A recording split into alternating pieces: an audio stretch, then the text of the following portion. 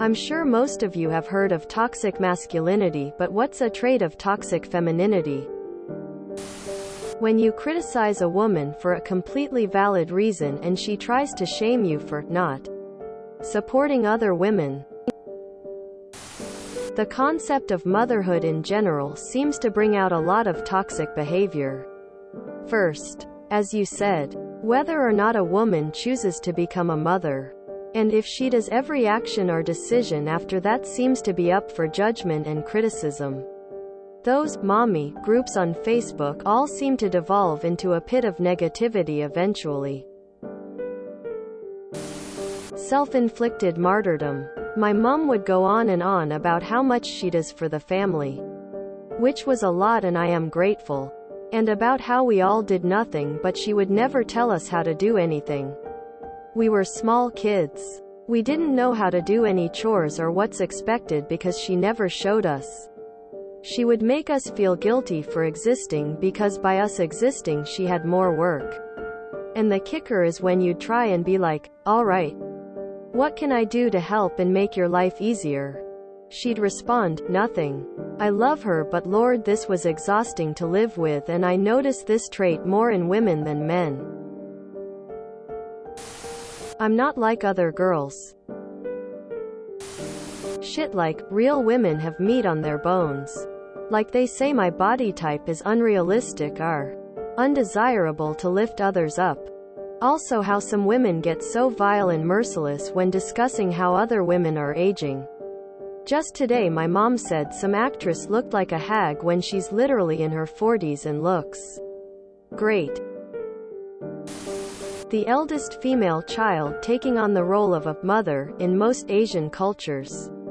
I had to run the house at a very young age, cooking, cleaning, laundry, etc., while taking care of my siblings at the same time. Not sure if this applies to other cultures too. I hope it doesn't. I never had the chance to be a child. Learned helplessness! Exclamation mark! Exclamation mark! My boss. You wouldn't be a good teacher. Since you've never had kids. I quit. Went on to get a master's degree in educational leadership. And I'm now faculty instructional designer. Edit. Still don't have kids. I think the closest analogy is the catty, double-crossing, gossiping, frenemy tendencies. One example I'd say is strict adherence to beauty standards. Like how there are women who will literally never leave their house without makeup. Never. And some women will judge other women for not following beauty trends. I've heard women insult other women over so many things. Like not wearing makeup the right way, not shaving enough body parts, not wearing a bra, wearing open-toed shoes with unpainted toenails. The list goes on. My partner used to slouch on purpose because being tall made her feel not feminine. She's about 5'8", and she stopped playing netball because it gave her muscle, which also made her feel less feminine. She's better with it now and agrees the idea of being feminine can be toxic. I'm shocked I haven't seen it yet. If you can't handle me at my worst, you don't deserve me at my best. No, you're just a bitch.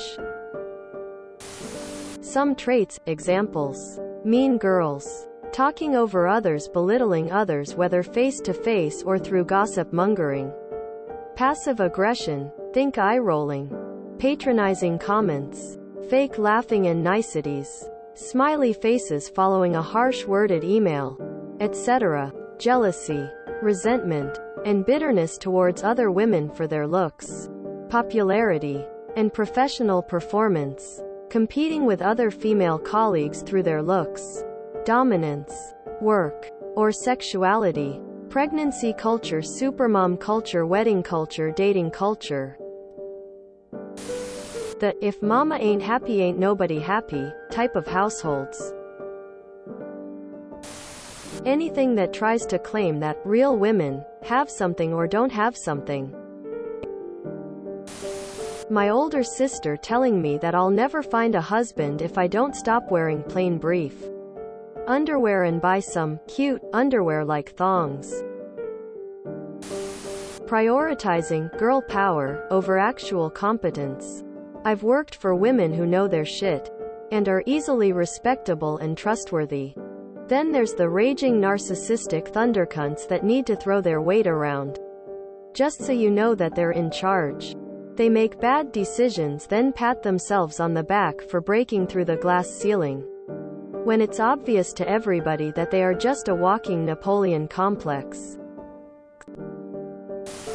I think judging other women for how they look. Judging a woman for having short hair or a big nose or hairy arms or being tall, etc. Like women who think women should be small dainty things. It's weird. Women who overly gas each other up and them talk shit behind the woman's back. I love that skin-tight jumpsuit. To her other friend, OMG, can you believe she wore that? This comment is likened to Regina George for a reason. It's gross. All this tribe, squad, wolfpack shit is just that. Unless you trust and respect one another. Otherwise it's just toxic. Toxic positivity. Woman 1, my boss keeps denying me breaks. I think I'll have to quit. I'm getting burnt out. Quote. Toxic pos, plenty of women have it so much harder than you. Have you thought about starting a gratitude journal? Quote. If you enjoyed this video, please check out our playlists full of similar content. Epic Haircast is like doom scrolling for your ears. Please like, share, and subscribe.